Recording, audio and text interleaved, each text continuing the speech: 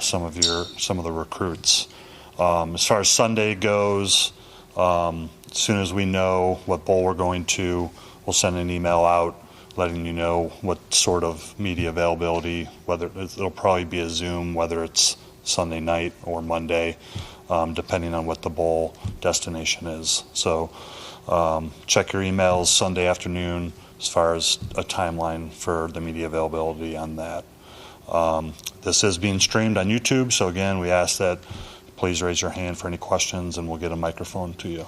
So with that, Coach. Thanks, Matt. Good afternoon, everybody. And good to see you guys in a little warmer climate here. I'll say a couple words about the game Friday night and just things in general, and offer a couple thoughts on the recruiting class. But like Matt said, General Manager Tara Barnes will fill you in on all the details. He certainly runs the race from start to finish and has a lot of depth and perspective on all this stuff. So I'll turn it over to Tara here in a few minutes. But it was good to have a weekend off for everybody. I think everybody's tired after the game Friday. A really tough competitive football game and pretty extreme circumstances. So nice for everybody to have time to get back and just kind of relax a little bit. Some guys went home. Other guys just stayed here, but gave them some time. And we'll take this week to recover a little bit. They had a light workout this morning. We'll probably go on the field for a little bit on Friday, but not much football this week, and just trying to give everybody a chance to get caught up on things, catch their breath, and recharge a little bit. I think that's really certainly important. The game, as I said, Friday night afterwards, it was just a really tough, competitive, hard-fought game, and both teams really, I think, competed at a really high level. And again, I think the biggest takeaway is that little things, a lot of times, are really important and sometimes defy the statistics at the end of the game. And I thought our guys did a lot of things really well. Start with ball security. It's still the most important statistic in football. And, we've done a good job of that all season long. Certainly the other night that was a factor. And got to give, Jackson credit there. His game stats weren't overwhelming by any means, but protected the football, made good decisions, good judgment out there. But just, a lot of little things that took place. Special teams really jumped out. The punt before the last turnover, huge punt by Reese, and again, tough circumstances. Point out the plus 50 punt that Nestor killed inside just inside the goal line there. That was a play that we blew on Tuesday in practice, and had to repeat it right at the end of practice, circled back and got it right, and then certainly it showed up on the game. So just, little things like that don't go maybe noticed by some people. And obviously Caleb's effort on that touchdown was phenomenal, but something probably nobody noticed. Nick DeYoung did a great job on that. He's playing the right tackle, next man in. His guy didn't rush like we expect him to or hoped he would, so Nick stayed engaged in the block, and that, along with the perimeter blockers, allowed that thing to get going, and then Caleb did the rest on his own. So, you can't help but notice Caleb's great effort, but the little things that assisted the start of that play really made a big difference. Another thing I'd mention, too, is just our job our specialists did in the weather conditions, whether it be the snappers, the holders, punters, obviously, the return guys. It's a little tricky in those kind of circumstances, that kind of condition, and our guys really played flawless there. So all those little things to me were really the matter of the deciding things for us, and just really proud of our guys, the way they fought through it. I'm really happy about the way we've been playing in November, and talk to our guys every year about that. November is a month where people are, sore, you're tired. We got a lot of guys injured, next men in stories. Weather typically is going to be unpredictable, and 2 weeks ago we had beautiful weather, game that went by script, and the other night we had tough weather and a game that didn't go by script. So just kind of emblematic of the way it is in November, and to me the teams that can focus through those things tend to do a little bit better, and just really proud of the guys, the way they played this past November.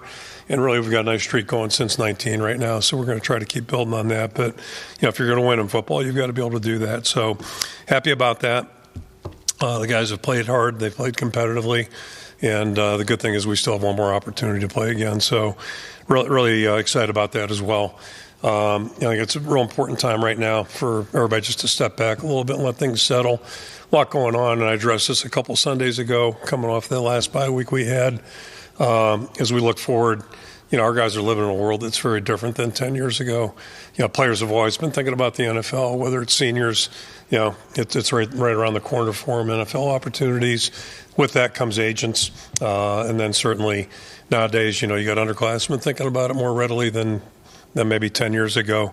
So that's one more thing. And then, clearly things have changed now at the portal, NIL, revenue sharing, roster reduction. So there's a million things going on, and a lot of people giving advice on all those topics too. So my encouragement a couple Sundays ago was let's put all that on the shelf. And that's what you got early December for. So, right now our guys are, taking time and, working through some things. I know some guys have already made announcements about what they're going to do. And that's what this time period's for. So, there's not a lot to say right now until things settle. But hopefully we get back going and get going in earnest. We'll know where our bowl trip is going to be on Sunday. And then we'll start, shifting our focus a little bit. Hopefully we'll be settled by then. But my point is, there's a lot going on out there. And I applaud our guys for, putting it aside for those last 2 weeks and just focusing on, finishing strong. So happy about that. And really, the reality of it is, and it just kind of leaps into or transitions into this recruiting class, what we're looking for, guys that are going to fit well in our environment, embrace the things that we think are important. And, we want to recruit guys that, understand hard work is necessary to be good in anything. Talk to our guys all the time about, if you're going to get something that's worth it, you got to earn it. And that's a, degree. Nobody's going to hand you anything in the classroom. Certainly out there on the field, nobody hands you anything. That was evident Saturday or Friday night.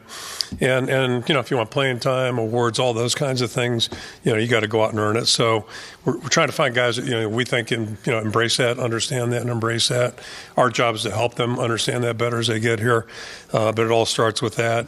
Obviously, there's a talent level that's requisite. We're not a big height, weight, speed team, but, we're looking for guys that, have the ability to play their positions well and do things at their position, add to the football team. And, obviously character, I think, is a huge part of the component too, because it's a tough race to run to be one of those seniors. 24 seniors got announced Friday night. That's a long, hard race, and it takes character to do that. And so that's a big part of it too. And, if you look at two of the guys that are noteworthy guys on our football team, whether you talk about Jay Higgins, we've talked a lot about him, his story, way behind a really good player, and Jack Campbell. And then when he got his opportunity, he just took it and ran and did an unbelievable job. I think about Caleb, even as going back to August, I wasn't sure who our best running back was of the three. I think it's pretty evident right now.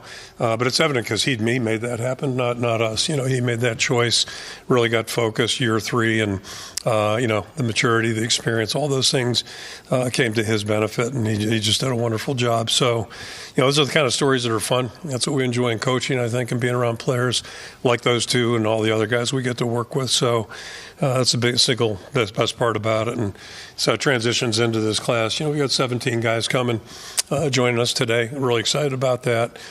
15 full scholarship guys, 2 guys that are preferred walk-ons, and we think very, very highly of all 17 guys. I think they embody the things I just talked about. Tyra will detail these guys a little bit, but big thing for us is we're eager to get them here on campus. It's been fun to get to know them, get to know their families, and have them get to know us a little bit. It is a long, extensive process, and Tara's on the front end of each and every step of it, and does an awful lot of work behind the scenes. But it's not accidental how things come together. We're really excited about the guys, and it'd be great to get them here, whether it be this spring or next June. Really good to have them join us. And again, you talk about stories like Caleb's, you talk about Jay's story, and then you just wonder who the next one's going to be.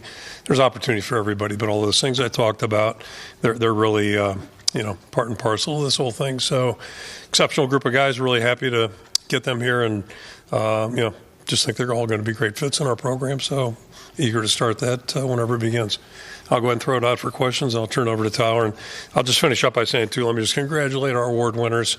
I'm not going to list every guy, but, it's unbelievable. You think about Caleb being the Big Ten running back of the year, Jay linebacker of the year, and then Weege being the return guy of the year. I think that's really speaks highly of all 3 of those guys. Connor and Logan being first-team guys. Go right down the list. All those guys have earned it. They're just tremendous young people, so happy for them to get that recognition. Well-deserved. I'll throw it out. John Steppe, Gazette. First of all, evaluating the quarter, or could you kind of evaluate where you kind of feel the quarterback position is right now, and is that a position that you plan on addressing in the portal? Yeah, we're definitely going to look, and just see, probably at every position, but there are certain things that are a little bit more important. Anything we can do to help our football team, we're going to do that. But I've said this many times, and I know Tara will say the same thing. We're not trying to build through the portal. If we can supplement our team, we'll do that. And quarterback is a unique position, clearly nationally. So we'd be fools not to at least, see what's available and see what might be of interest both ways.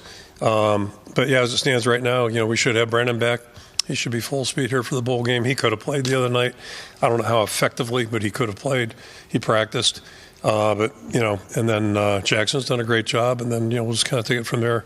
Expect Marco to be, the good news is I think he's out of that cast now, so he's got a brace on. So at least maybe we'll have 3 guys that actually play quarterback at quarterback. Imagine that. Tyler Tashman with the Des Moines Register. Now that Caleb is, he declared for the draft, how do you just kind of put into words the season he had and where he kind of ranks in the hierarchy of running backs you've coached? What I just said is really true. As we went into camp, I wasn't sure who our best back was. So it's just kind of funny how it goes. And I'll throw Lee Shine in there, too. He had a bad ankle still. He had missed a lot of time. So it was one position. You're always curious about the whole team, how it's going to look and how it goes through camp. But that was a position, it was a jump ball for all the guys involved. And Caleb has always had ability, talent. He's always been a great young guy. But as I've said all season long, I think the big difference is this year is just a different level of focus. And, again, just in generic terms, like year 3 seems to be a magical year in general terms for guys in our program. And certainly for him it was. Everything he did was at a higher level, just being a teammate. Everything about him. But the details, the way he prepared, and it showed in his playing, too. He's more patient, just saw things better, a little bit more patient, knew how to read things out a little bit better, and more detailed with his footwork, things like that. So, that's a fun part. And then, the play he made the other night, somebody said it the best on Friday night. It was like Cooper's play only counted, but the impact it had. And it's like, you got to look at the replay a couple times to say, how did he do that? And he gets a lot of credit for a lot of that because that's just, he's physically strong, and boy, he's using his strength now. He wasn't doing that maybe a year ago, 2 years ago. Scott Docterman, The Athletic. I wanted to kind of go back to quarterback just to see maybe what you might be looking for because you have the potential to have Brendan Sullivan back for another year. Are you looking for somebody who's maybe younger that could be the number 2 and build into that? Or are you looking for somebody to walk in to compete for number 1 right away who has kind of a proven track record? Yeah, I think, the general answer on that is we're looking at everything. Again, the whole idea is to improve our team as much as we can.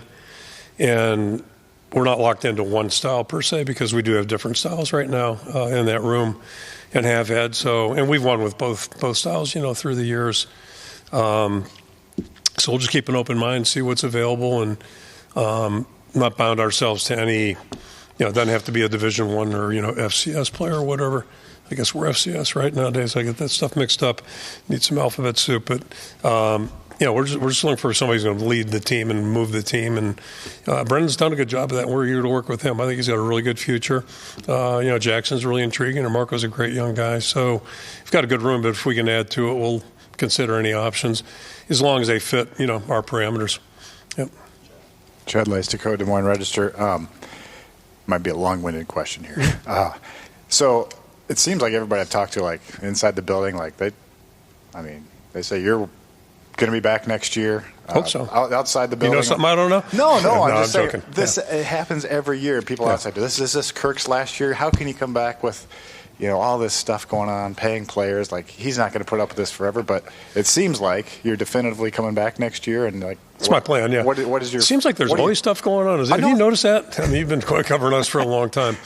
Somehow we just keep moving forward. But yeah, there's a lot of things that I don't want to say frustrated, but a lot of things really, make you step back a little bit and think and like, that's interesting. But the more the game changes, the more the circumstances change. It's still about being around good people, and our key is what we enjoy. I think I speak for our whole staff. When you get the right guys on your team, it's a lot of fun. And we're a 100+ population, so not everybody's going to be perfect, and we're not all going to be best buddies. But I think there's a mutual respect amongst our team and people in the program, and To be part of that on a daily basis is pretty special. So, I'm enjoying that part of it. There are things that frustrate you, obviously, at times. Injuries frustrate you. You can't do a thing about them. But it's just part of the game. And I wish it was 20 degrees warmer the other night, quite frankly. But, a lot of things you can't control. But the good stuff is still the good stuff, and that hasn't changed. And that's the fun part about this thing. Tom Kakert, Hawkeye Report. Kirk, one of the good changes, I think, that the NCAA made was coaches are not on the road during December now, which seemed like a sane decision. How does that impact your practice schedule for bowl prep? Because in the past, you guys basically just had to practice on weekends. Now, can you operate differently? Yeah, that's I just talked about all the changes that players are experiencing over the last 10 years, let's say. This is really random for us, and the end of the season is always a weird thing anyway for anybody that plays or coaches. When it's over, it's just like, now what do we do? It's one of those things. So in the old days being like last year, everybody got in their car or got on a plane and went somewhere, and it's really strange for all of us to be in the building right now, to your point. So that's a great point. So I'm still trying to figure out what the hell we're doing. But first and foremost, we're spending time with our players, the guys on our roster. Not physically, but just meeting with them, touching base, things that you don't have time for in season. Kind of do sit down that way. And then we'll start into the football. But and it's sitting on my desk on the top right-hand corner right now. It's like my next file to go to, how we're going to map out the month, not knowing where we're going or when we're going. But I think the one takeaway I can give you, which is good, we won't be up here at night, hopefully, because, when you're doing recruiting and practice, I remember distinctly just things that stick with you going down to the Capital One Bowl in 2004, getting on the plane, and I'd seen maybe about 10% of the film I needed to see. So, I got down there, and it was just like, Groundhog Day with video, but just felt so behind. So I'd gotten off a plane like at 3 a.m. the day before, coming back from Connecticut, I think it was, if I know it was. And so, this is a more sane schedule. So that's good. Yeah, there's a positive there. Good thing. That's in a good column. Anything else going in there? I don't know. Yeah, no, it's good. So. David Eichel, HawkeyeInsider.com. Kirk, you opened up by talking about all of the continued changes that are going on in this calendar. I guess maybe a two-part question. One, how do you kind of divide up your time right now between probably trying to retain players, go through meetings, look at the transfer portal, recruit the right type of guys for the transfer portal, because we know that you don't throw out offers to just anybody, and then obviously practicing and preparing for the bowl game? And then is there any way that they could stretch out all of this process to make it a little bit easier on the coaches and selfishly the media a little bit? Yeah, well, they're not thinking about you or us, I don't think, on that category. So Tara probably can answer some of those better than I can. But you touched on something that I probably should have put in my points. And part of the visits with our players right now is just find out where the guys are at. Because I did ask them to put it off for 2 weeks. So now's the time to think about it, ask questions. Are you happy with your role? Here's what we see. And everybody's got an opportunity to excel and move up and all that kind of thing. But spending time with our players is first and foremost, because we want our team to be our team. And then if we can supplement with guys that are great fits, whether it's the two guys we picked up, Sullivan and Gill, this past summer, go back to Nick Jackson, Rusty Feth. So, you get those kind of guys that come in and just hit the ground running. That's a perfect match there. It supplements your team. But, Tara can talk about the calendar a little bit, but to me, just as I said, it looks good. Hopefully in the real world here, where our coaches will be home with their families next week, eating dinner, and that's a change in December. So there's some benefit to this stuff too, maybe, and maybe a little less time on the weekends, coming in and practicing, that type of deal. Although I got to find out, if recruits, I don't even know, he can tell you. If recruits can come in, we'll be out there on the weekends, open house. But that's part of the enterprise too. Okay, thank you guys. See you in a little bit.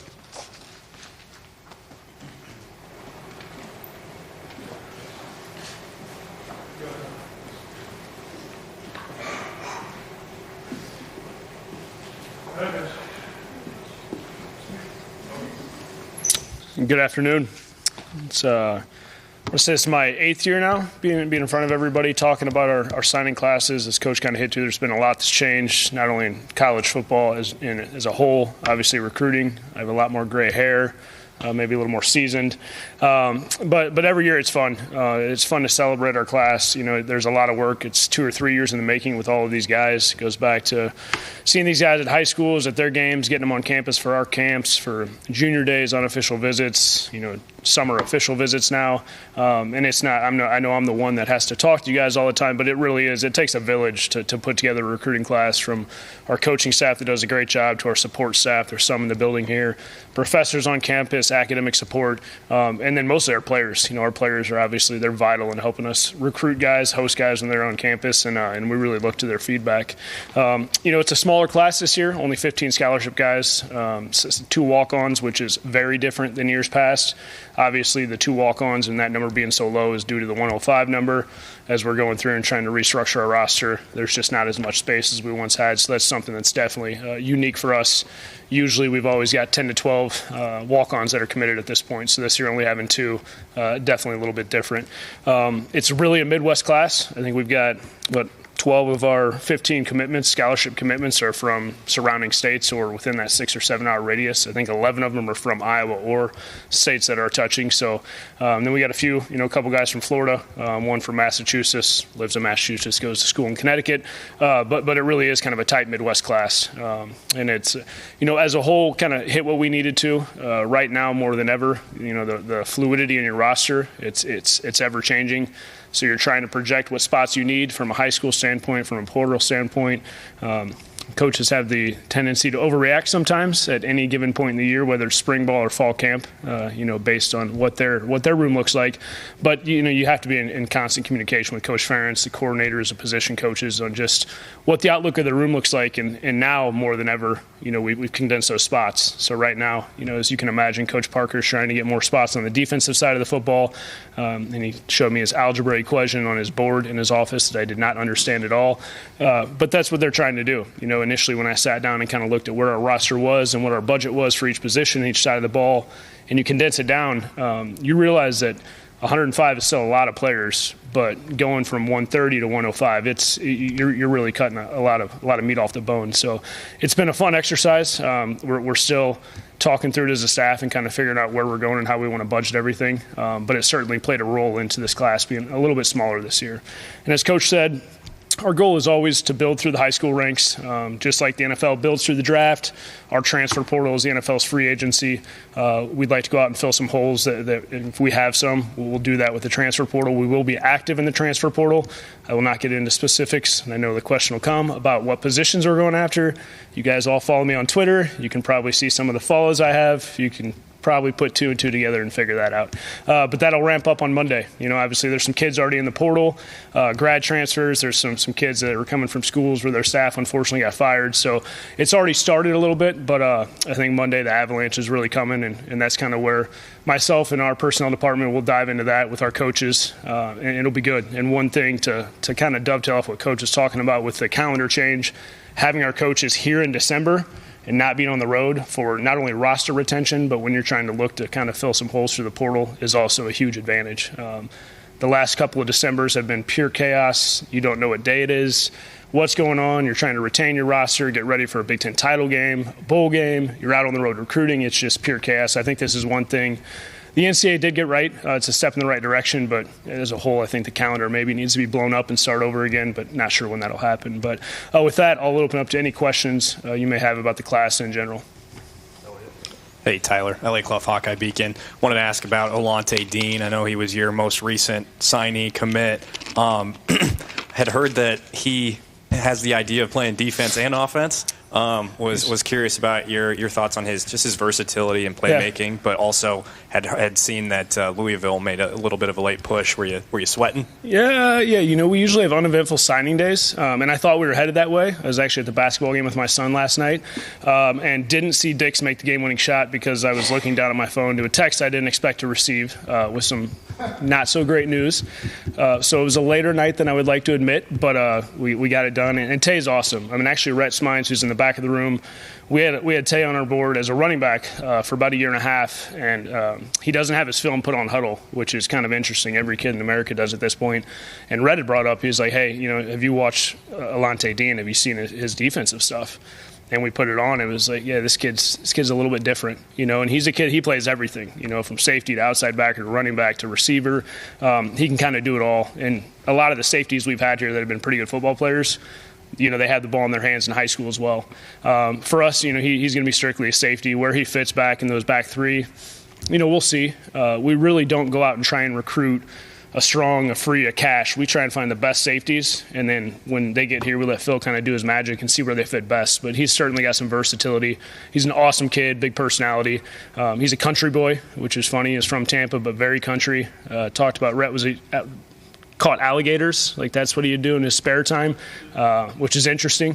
He's got gigantic hands, so he could probably grasp those things like that. But no, we're excited about Tay, and every year there's going to be some bumps in the road in terms of recruiting guys and some second thoughts. But Mom was great through the process. She wanted him to be a Hawkeye, and it just took a little bit of talking, a little massaging late last night, and we got it done, and here we are. Yeah, I was sweating a little bit this morning, but when he signed, it was good. Yeah. David Eichel, HawkeyeInsider.com. Tyler, this is kind of maybe a loaded question, but number one, do you feel like you understand the job now more than you did maybe 2 years ago just because of how much things are changing?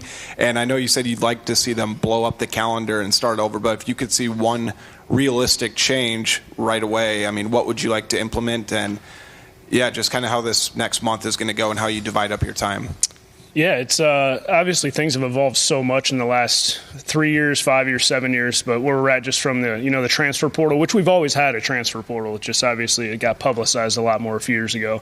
Then you add in NIL into that, which has changed things. Now you have revenue sharing coming, which is certainly going to change things that we're working through with that. I've been able to take a little bit more of a step back in terms of the high school recruiting stuff. I've got a great staff with Rhett and Matt Spalding and Scott Southmaid. Rhett pops through like 200 guys a day. He's a machine when it comes to evaluating. And that helps because then I can kind of take a step back and look at our roster and just kind of see the big picture of things, and that's been a huge help. The portal is still, we don't have a portal department where we're watching film all fall long. And I was listening to, it might have been Virginia Tech, Coach Pry, head coach there, works with him at Vanderbilt. He said that, they've got everything ranked and listed out before the portal opens on any potential guy that could hit the portal. And it's like, what happens if 90% of those guys at that position don't hit the portal? You just wasted somebody's time watching all those guys.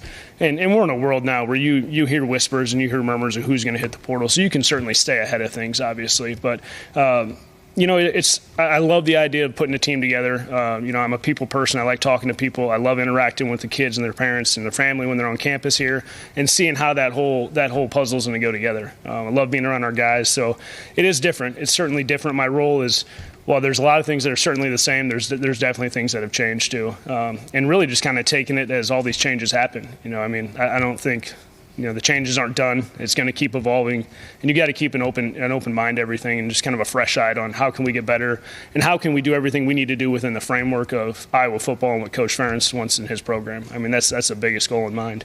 In terms of the change, honestly, the best change they've made is not going out in December, in my opinion. Just the craziness of we've got 128 free agents on our roster right now. That's the reality. It's what it is, and trying to retain your team. Send coaches out to recruit, which it's a long season, and it's if coaches tell you they look forward to going out in December, they're 100% lying to you. They don't want to go out. Getting them ready to go out is always a challenge, and then you add in just the portal and everything we've had the past couple of years. Being able to keep them here and get face-to-face time with their guys and get a sense on where our guys are at, where our team's at, is huge. It's a big deal. And this is a dead week for the first time too, so this is different. We can't even have guys on campus this week, which again is needed because this is the first week after the season's over to be able to spend time with guys. But we're certainly going to have a bunch of traffic through here. We're not getting any weekends off. Sorry, Coach Ferentz. We'll definitely have guys on campus really the next 2 weeks until that dead period hits again before we go out to our bowl game. So we'll certainly be active. And then that could be high school-wise too. We got to move on to the 26 and 27 classes as well. And we may or may not end up taking another guy or two out of the high school in 25 class as well. So. Scott Docterman with The Athletic. I wanted to ask about quarterback. And part of it is the last handful of years to 6-7 years, it's been a struggle in the freshman part of things. The one you just brought in got moved to wide receiver almost immediately, along with others who've transferred out. And then the portal, the results were the results. How are you evaluating quarterback? Are you evaluating it differently than maybe you did before when you were working with Brian or Ken or anybody like that? And how much of a role does Tim Lester play in who you decide to pursue, whether that's in the portal or even somebody like Jimmy Sullivan or Ryan Fitzgerald? Yeah, when we evaluate quarterbacks, it's 100% going to be we're going to work around who the offense coordinator and the quarterbacks coach is. Absolutely, and styles are going to change. You'd always you don't want statues back there unless he's got just absolutely elite arm talent. But even then, you see it. I mean, football, it's an imperfect game. You can have a great O-line, but at some point something's going to break down where you got to be able to move a little bit. But Tim played the position at a high level. He's coached the position for a long time. He knows exactly what he's looking for and exactly what he wants.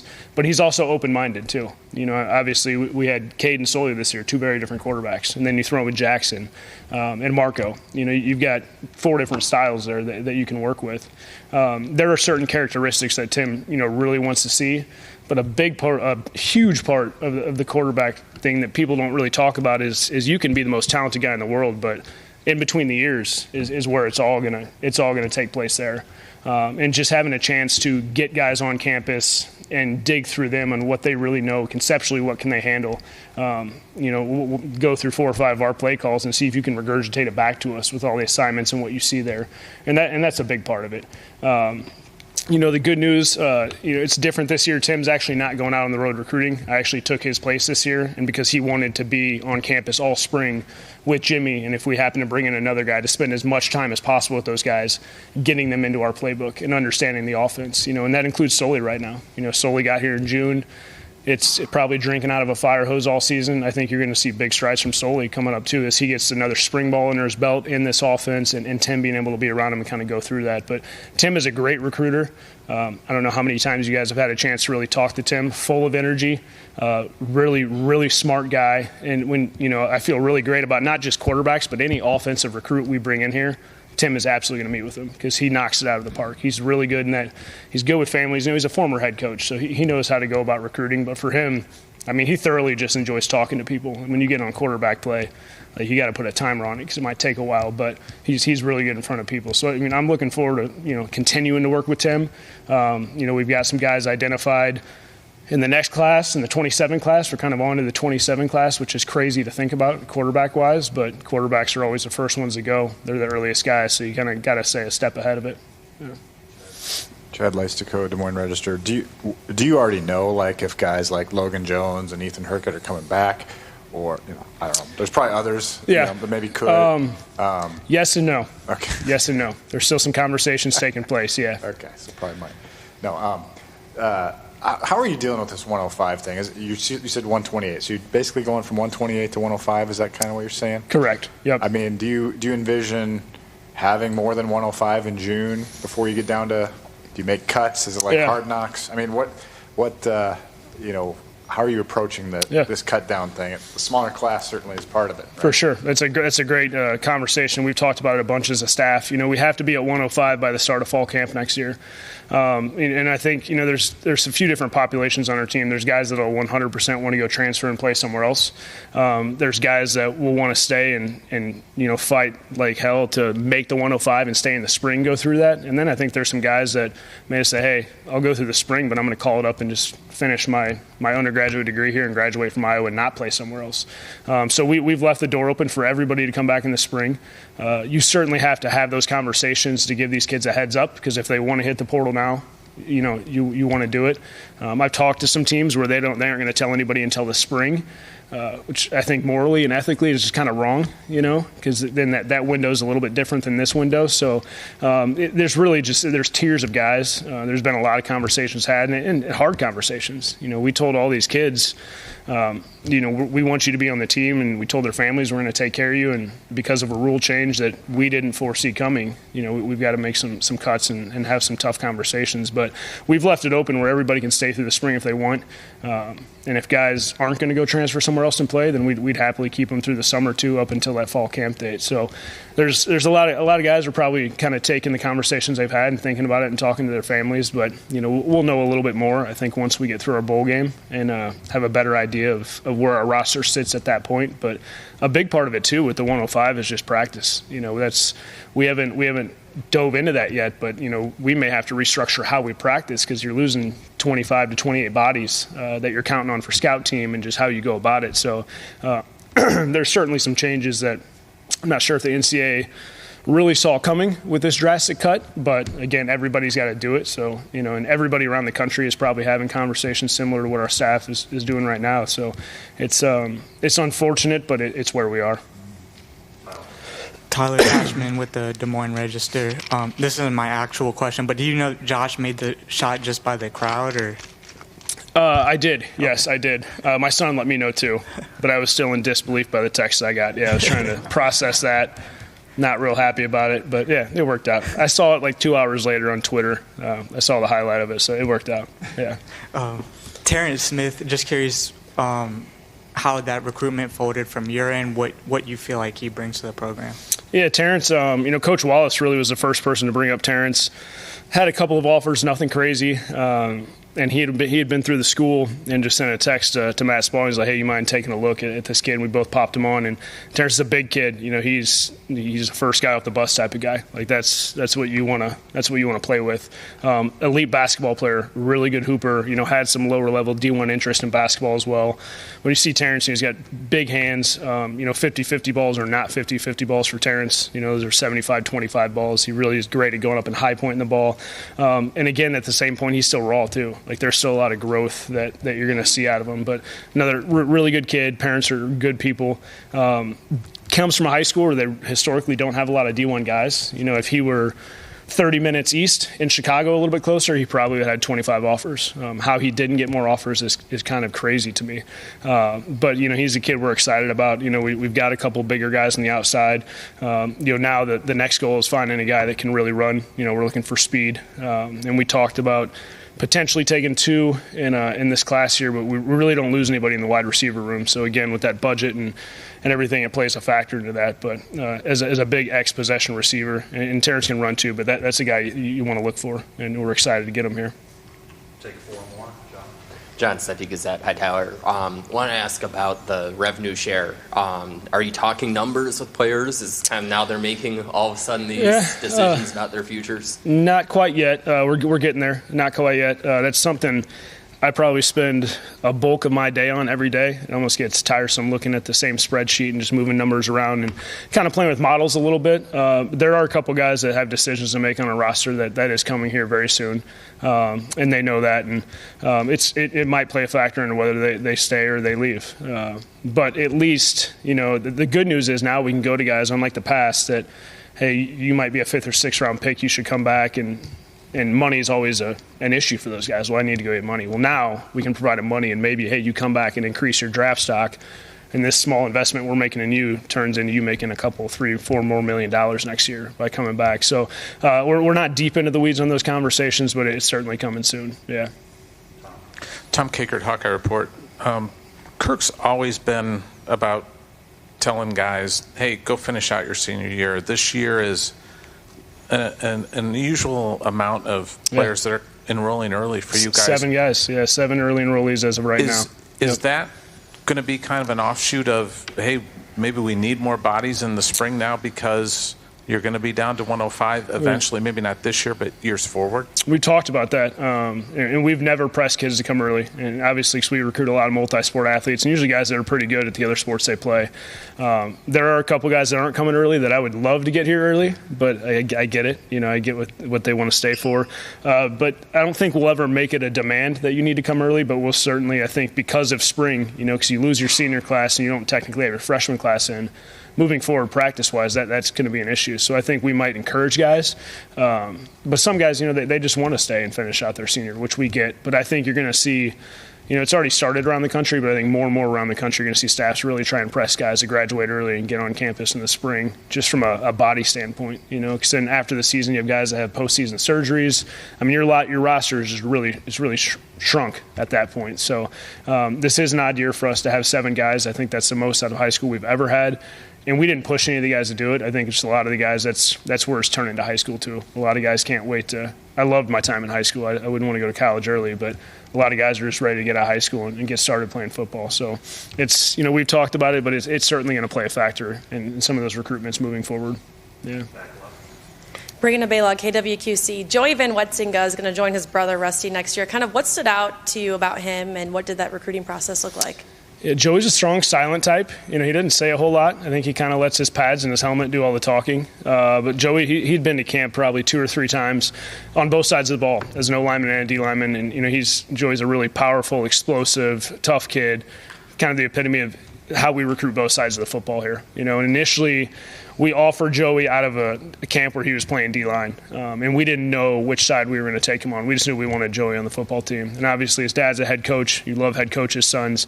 But, it's funny. Joey's here all the time, and I think I hear him say 4 or 5 words. On his official visit, his brother hosted him, so we saw a little bit more personality come out of him, more trash talking than anything else. But he's your typical Iowa lineman. Like, that's exactly what we're looking for, kind of the strong, silent type. The guys that don't talk much and do what he does on a football field, those are the guys that scare you a little bit, in a good way. Yeah, in a good way. Hey, Tyler, LA Clough Hawkeye Beacon. I don't know how I'm the first one to ask about Yosei Epinesa, but that was another one that sounded like it was a little bit more, I don't know if contentious is the right word, but competitive with a few other schools.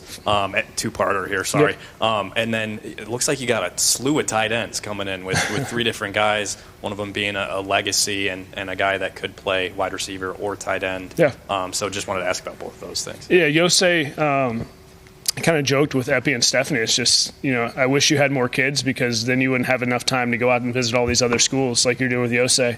With AJ and his sister Sam, they were always busy, and Eric. And I was like, man, the 5th kid, or the 4th kid, this is tough, because now you actually can go see things. But that family's awesome. And sometimes when you're recruiting legacies, and especially he's had 2 brothers here, obviously everybody knows his dad is a Hawkeye through and through. Sometimes you worry about, does this kid want to go do his own thing? And is this the one that's going to go forge their own path? But they were great through the whole process, and that's the one where we kind of let it play out. And we knew we were always going to be in it to the end, whether we won out or not. There were some times we worried a little bit more than other times. But I think, we got him here on a visit weekend. He wasn't here with our big official visit weekend. He came a couple weeks before, and we had a legacy event where a lot of our alumni came back. And I think just Epi being around everybody, and Yosei seeing kind of how everybody, operates around each other. AJ came back for that visit, which was huge. I think that visit just that really pushed things over the top for us. And again, we don't pressure anybody, and we certainly weren't going to pressure Yosei. We wanted him to want to come here on his own, and not because his brothers went here and his dad went here, and it was good. I think he knew for a while, even coming into that visit, that this is where he wanted to be. But we just kind of let it play out, and we had a lot of things working in our favor, obviously, with the family, and AJ coming back, I think, was huge too. But even we had to tell AJ, like, hey, back off a little bit. Like, it's okay. Like, we need your help, but just, tone it down some. But obviously excited to get him here. He's one I wish were coming in January, but it's fine. We'll get him here in June and get him up and rolling. And then tight ends, yeah, it's Mason is it is challenging recruiting a coaching staff son. It's very different, because you don't want to overstep your bounds. Sometimes, Mace, when I got back, Mace was, a little kid. I've known Mace since he's been like 2 or 3. So, and sometimes you forget about him. It's like, man, oh yeah, Mason's here, because he's in the building all the time. So, but Mason's a guy, we didn't know if he was going to be a receiver or tight end. I think we're going to start him in the tight end room, kind of Noah Fant-ish, if you will. He's a guy who can really run, awesome ball skills, very fluid, and he can just be a mismatch out there. And I think it's a guy that Tim's kind of looking forward to as a new toy to have in that room. So we'd only set out to take 2 tight ends in this class, but we also weren't going to not take Mason if he wanted to come. And that's kind of the conversation we had as a staff. We told the other 2 guys that that's how it was going to play out. If it plays out this way, we are going to take Mason, and there's a chance he'll be a tight end. Thomas obviously speaks for himself, highly recruited kid in the state. Thankfully comes from a Hawkeye family, and they've had season tickets forever. And same with him, kind of let that whole recruiting process play out. I think we knew we were in a good spot, but, he was seeing the places he wanted to see. So then ultimately finally made the call. And then Eli Johnson's a guy who, he's from Wisconsin, but he's 25 minutes from Minneapolis. And how Minnesota and Wisconsin weren't all over this kid before we got to him is unbelievable, because he stands out like a sore thumb. He's 6'5", he's 225 pounds, really good basketball player, very good football player, and obviously once we offered him, he picked up some traction. But those are kind of, we've had a bunch of stories with tight ends like that. Players all over the board, but specifically tight ends that are kind of diamonds in the rough, if you will. So we're excited about all three guys coming here. Abdul should be really excited. His room it's young, minus Addy right now, but there's some talent in there, and obviously those three guys will certainly add to that room. Okay. Thank you, everybody. I appreciate it. Thanks, Tyler. Thank you.